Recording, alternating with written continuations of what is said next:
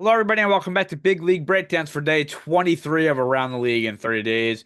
As we stop in San Diego to check on the Padres for their 2025 season preview, my name is Tyler. My co host today, Will, John, and Bobby.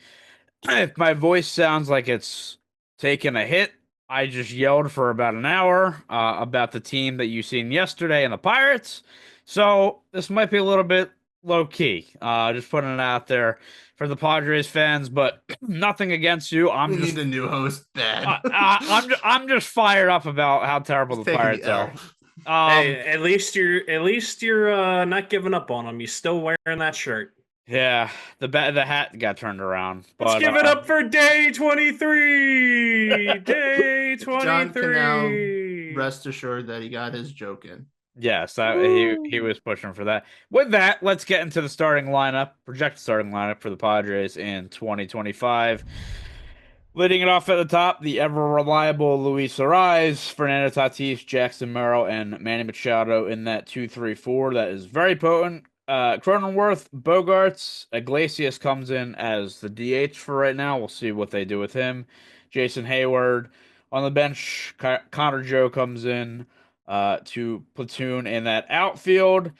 And yeah, that is the lineup. And looking at the rotation and bullpen for the team this year.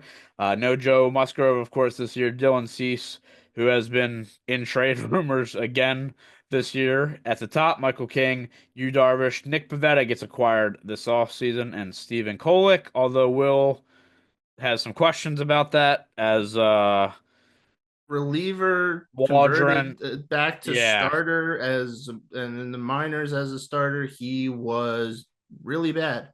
Yeah, so we'll see. Reminder that this Why? is the current projection that roster resource Yes. I don't know. I'd currently say if you're has. gonna go with Waldron or Vasquez instead of having Kolek start this season as your number 5, have him work up to it in the minors. Yeah, you can bring up Knuckleballer. You know, Knucklehead. Can I make a Knuckleballer, campaign? Can I Or campaign for four. something? Okay. Start your presidential Padres. campaign now. Yeah. Hey, Padres. Dylan Cease. He has 1 year left. You can send him over to Baltimore if you want. We Kyle won't Hart- stop you. Nothing's gonna happen now before the deadline, or unless it's by the deadline. I mean, like June, July. But I think they were toying with stuff in the Don't offseason. take away but, my hey, hope. You could still get him for the second half of this season. I want him for the first. Yeah, it's not gonna happen. Not Kyle Hart comes in as an addition. Robert Suarez was great for them last year. We'll be closing out games for them. That is pretty much all I have, though, for the Padres. Now let's get into the storylines. They lose some talent, the Padres, this offseason. They lost, of course, Hassan Kim at shortstop. They lose.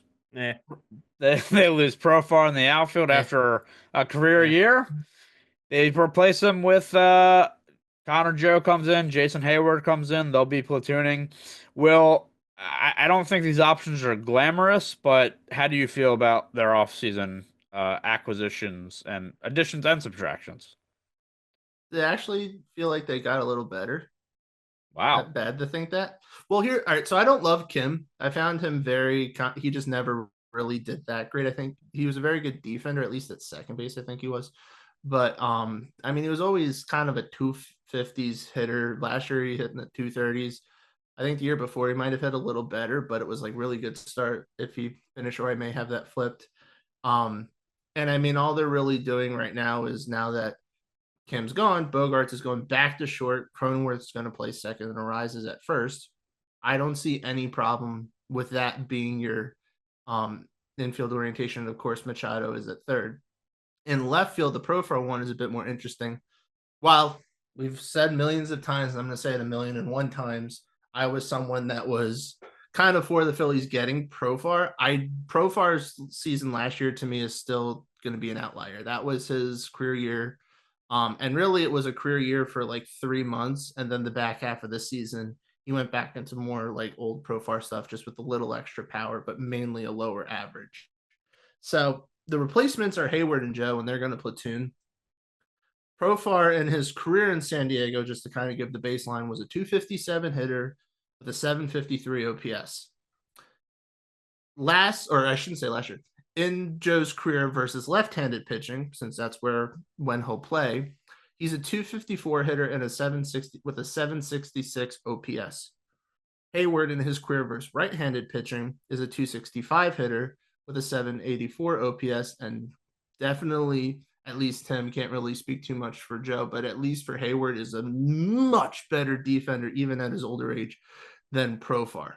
So I feel like in the end, compared to what you're usually going to get from Profar, you're going to make that up with the platoon, and you're going to get slightly better defense.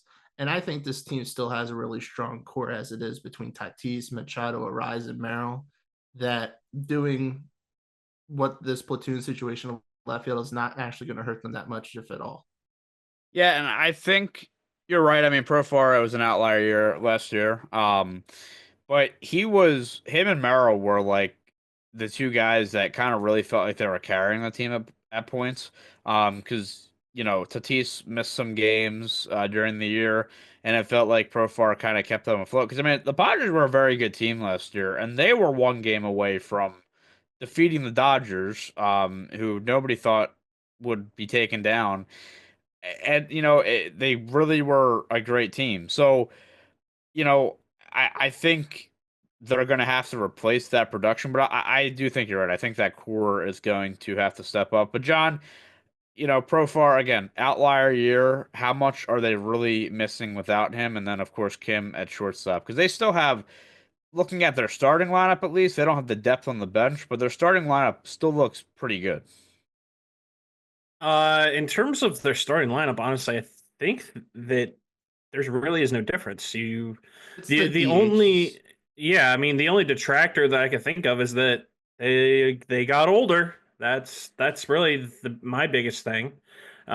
Kim was pretty average to below average in terms of hitting, and then Profar. I agree with you guys. I think that was not the norm as far as his year is concerned. Um, it what he did last year was honestly ridiculous.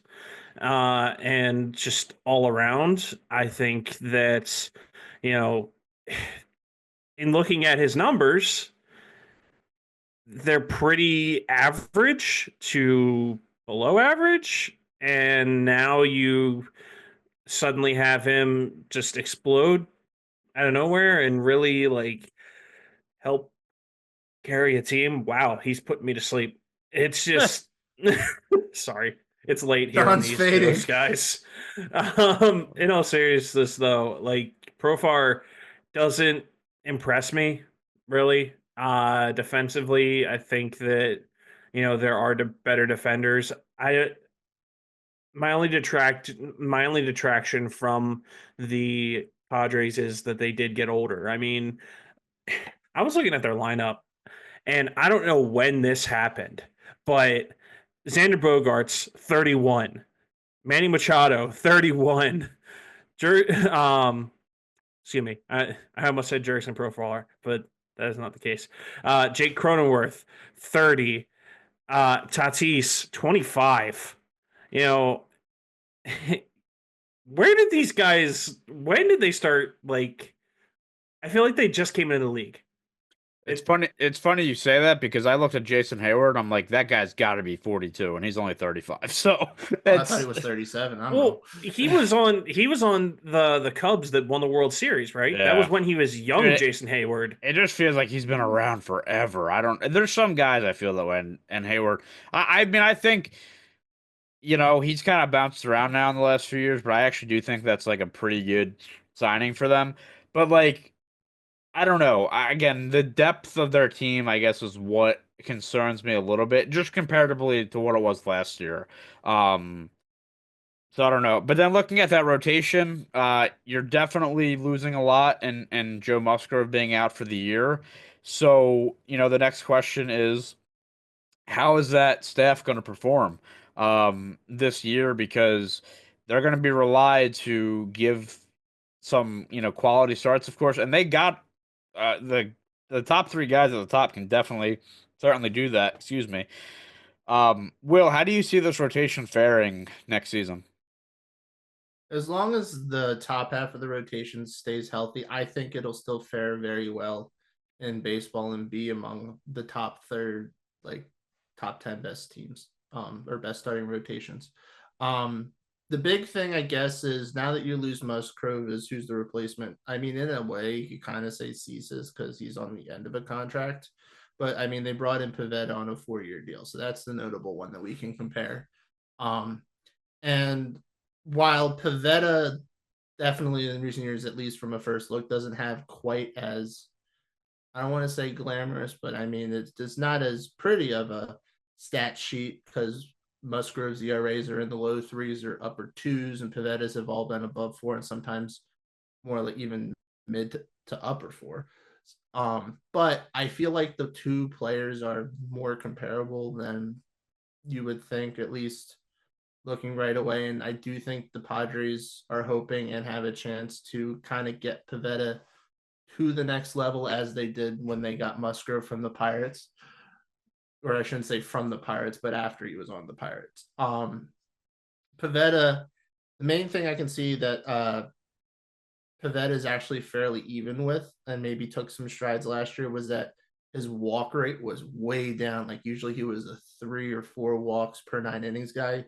That was down to 2 last year, which actually matches Musgrove's career average.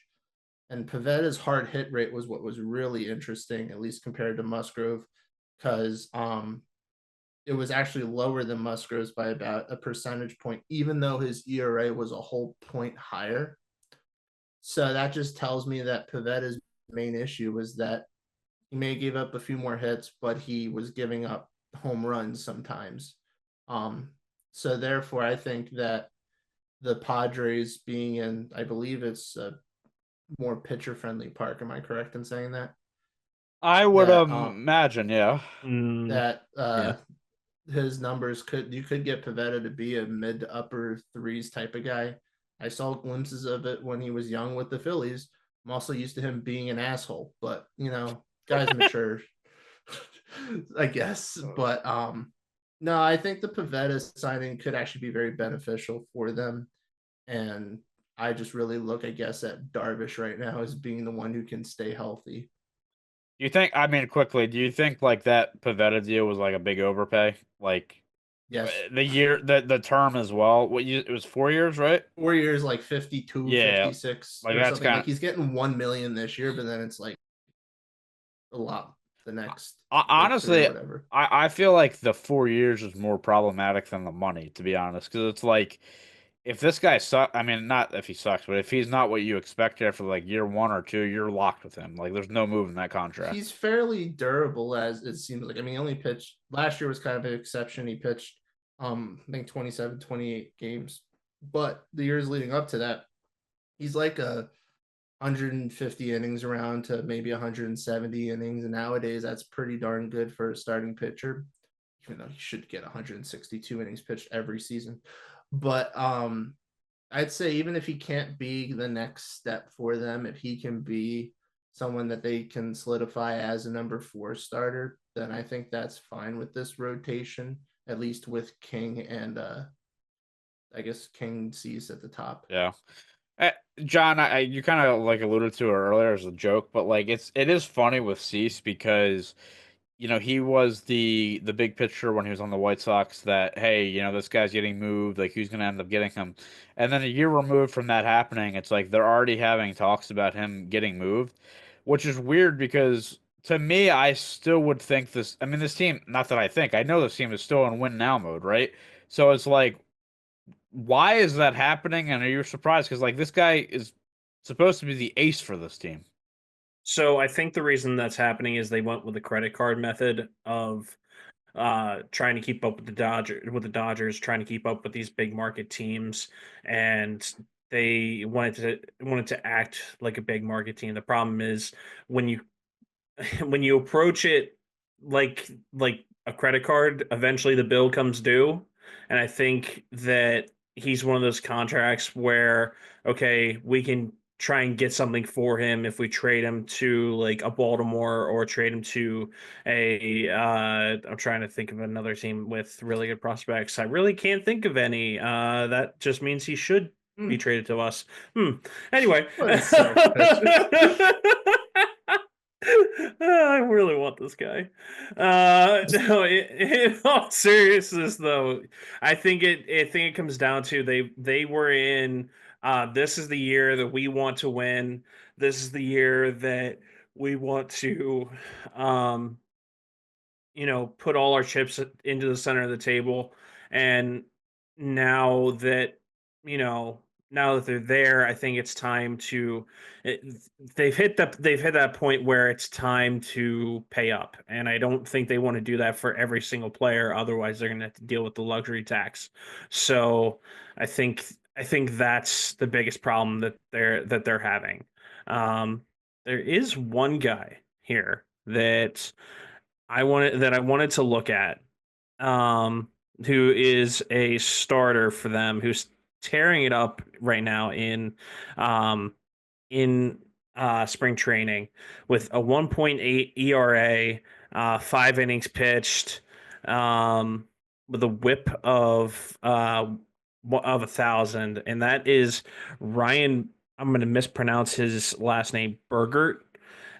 I think that is some. I think he's a guy who they're going to bring up, like, I want to say late August, early September. Don't be surprised if he is just pitching so well. Like, don't be surprised if he makes an immediate impact. So getting off the pitching, I do want to talk about this lineup right now that you don't have Profar there and like some of that protection. You're gonna have your 2, 3, 4, as I've talked about. Merrill, you're gonna have Machado and Tatis, and I just still think like those other guys in that lineup can be impact players. Like Bogarts, I think he could still have it. Cronenworth, I mean, Arise, of course, is a great leadoff guy because all that guy does get on base. Um, but Will, like, do you think that core three can carry this team back to the playoffs? I don't see why not. I mean, the only thing I guess I could stop them is that Tatis needs to take more steroids and Merrill has a sophomore slump season. Damn. Other than that, like, I expect Arise to lead the league every year at this point in batting average. So I think Tatis needs to get the 30 home runs again. Otherwise, he's been like a 20s home run guy since he hit 40, and then you know what happened. Machado's actually been really consistent as a Padre, so I expect him to be an upper 20s, low 30s home run guy with around 100 RBIs. I mean, yeah, and John, looking at this lineup up and down as a whole again, like I they're the big three I think are gonna dictate a lot, but I don't hate their other options. Like I think obviously being in the division as the Padres, the Dodgers and even the Diamondbacks to an extent, like with their improvements and what we expect from them, maybe overshadows a little bit. But I don't know, man. Like I still think this is a very good team, and still I think I still see playoff aspirations for them. Oh, 100%. There's no reason that you shouldn't. They you could argue they're the head and shoulders the second best team in their division, and honestly, they almost took the division from the Dodgers last year. There's no reason that they couldn't do that again.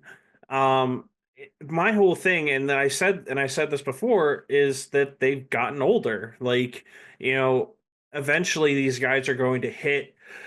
They're going to hit a wall, and you want to try and stay ahead of that. And the problem that the Padres did is that they approached us with a credit card, and the bill is coming due soon with regarding these contracts. And that's the big issue.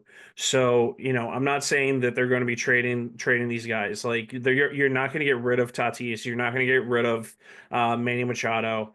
But guys like, Arise, like Bogarts, in the coming years, you don't be surprised if you see them trying to flip. But in terms of 2025, there is no reason, as long as they stay healthy, that they can't be in the conversation for the top wild card spot, if not maybe even the division, depending on if the Dodgers take their foot off the gas like they did last year, or if guys get hurt.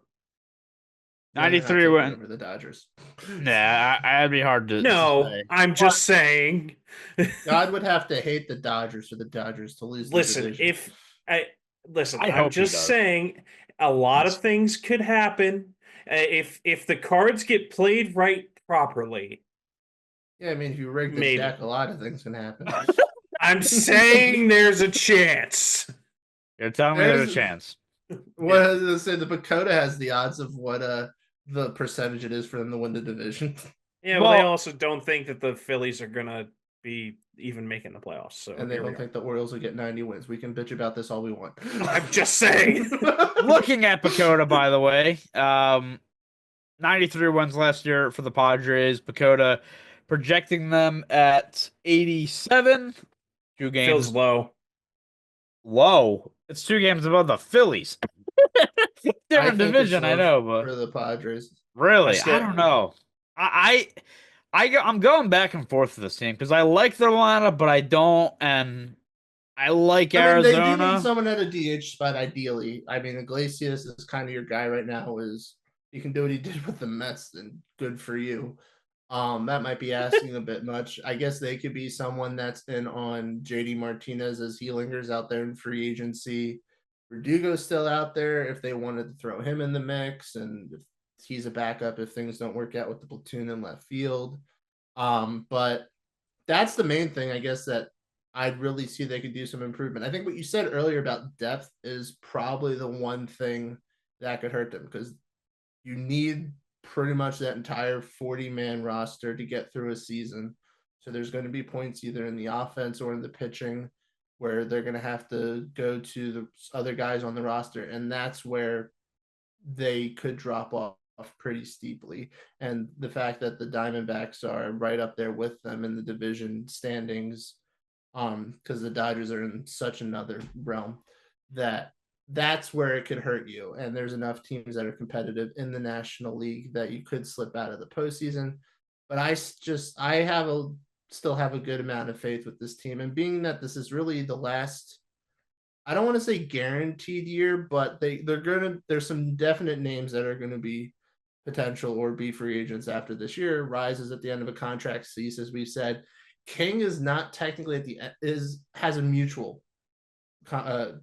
mutual agreement after this year. That almost never gets picked up because almost always one side rejects it. And I have a feeling that King's going to be the one that rejects it unless he has a really bad year. But if he has a bad year, then the Padres might reject it. So they might view this as kind of like not a desperate year, but like this, it might give a little bit of urgency to the team to be like, hey, we're all here. We came close to the division a few times. We almost beat the Dodgers in the postseason. Let's do it. Let's finish the job. Could be a team. If you're in their situation, do you just say screw the division? I think you have to, but yeah, you almost have to. You play for a wild card ranking.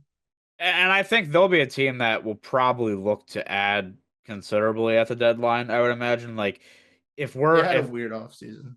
I'm thinking like if the baseball world is projecting them to kind of be in that same ish realm as they were last year, I do look at the lineup and say, yeah, we probably do want a little bit of depth to bring in to be like, all right, we feel solid for the playoffs. John, sorry, that kind of is where you're still in the off season thing. Because was it really just their drama, or not drama, but the whole thing that was holding them up for a lot of the offseason was they just couldn't figure out who within the ownership group was going to be kind of the voice, and that's really what just held them up the entire time. Yeah, I mean there is a part of that because there was a lot of stuff with ownership, and I think that stalled them out. And to be honest, they didn't do as bad as they could have considering the circumstances. Like they got, again, Hayward, I like as much as shit as I could give Joe from last year with the Pirates. He is a very good platoon bat. Like he does bat very well versus lefties. So, they could have made it worse. And I'm starting to think like, with all that in the offseason, with that passed in July, I feel like this is a team that if they're in it would add. And yeah, like I said, 93 wins last year. I don't know. John, do you think they're eclipsing that this year? Or are they around it? Because, I mean, again, Pacoda said what, 80, what did I say, 87? Pacoda said 87.2. Yeah, so, like... I'm going to go with 90. Yeah. That's kind of what I was thinking. I don't know. I'm expecting the Diamondbacks to bounce back in terms of like I could really see them pushing for that 2 spot. So I don't know. It's tough, but regardless, I think the Padres could have been worse for them. Could have been. I think the biggest thing too could be is where the direction of ownership is going. Because Yeah. if they didn't do a whole, like we said, they had the drama, or at least they're trying to figure things out. If ownership is trying to rely a lot right now on the fact that, and almost going to what John said about them spending all this money, they dumped a ton on Tatis. They still have Machado. They have Bogarts. But now that they also have Merrill coming up, they might be like, you know what, we've got all this money, and these guys, there's also Darvish they still have for a few more years. And now they have Pavetta. They might be like, they have to kind of take a step back. And maybe that's why there's all this maybe shopping, external looking around or whatever of Dylan Cease, where they could be a bubble team or enough on the fringe of a wild card spot where a previous year they may have tried to buy so that they could get ready for the postseason or get that over that hump to secure a spot in the postseason. And this year they might be like, you know what, we'll trade Cease, get some guys back. Maybe we'll trade King too, and we'll look to keep the core 4 really of Tatis, Merrill, Machado, and Bogarts together, and see what we can bring in prospect wise to help prepare for the future. And then in a year or two, we paid some money to get someone else. You could say that their age and maturity really benefits them in the postseason, in all honesty, where a lot of teams such as the Orioles that are young still have to get over that hump in a way. And the And I Padres have an think edge to them too. Like yeah, they have like not a cockiness, but like the Dodgers, like that was a feisty series. Like they have an edge to them. if they're clicking, then they can play with the Dodgers. If they're not clicking, they are just crap. I mean, look, I keep saying this with the NL. I really do feel like there's going to be 2 NL East teams in the playoffs, so it leaves 1 spot. And then at that point, it's really down to the Diamondbacks and the Padres. So if the Padres can be better than the Diamondbacks, they're probably getting into the playoffs. But that's going to be, again, a tough task. So we'll see if I they think can. you can get 3 teams from the West this year. I don't know, man. It's just like I can. There's got to be at least 2 from the East, and I almost think that it's going to be 3, but I don't know. I could be wrong. The Mets injuries do have me a little worried, only in that we've already had questions about just the ability of the rotation, not necessarily the depth. And now they're out. They don't have Alvarez for 6 to 8 weeks. McNeil's starting the season now with an oblique injury. That's something that was not brought up during our episode on the Mets. Yeah. So, I mean, the Mets right now have that top of the lineup. It's really iffy once you get to the bottom half, and the rotation is a bit of a question. They're going to get guys back, and they should be full steam ahead rolling in the back half of the season. The question is are they going to be enough back that they're fighting for, instead of the division or maybe a top wild card spot, they're kind of fighting the like Padres or Diamondbacks to see who gets into that last wild card spot like they did last year.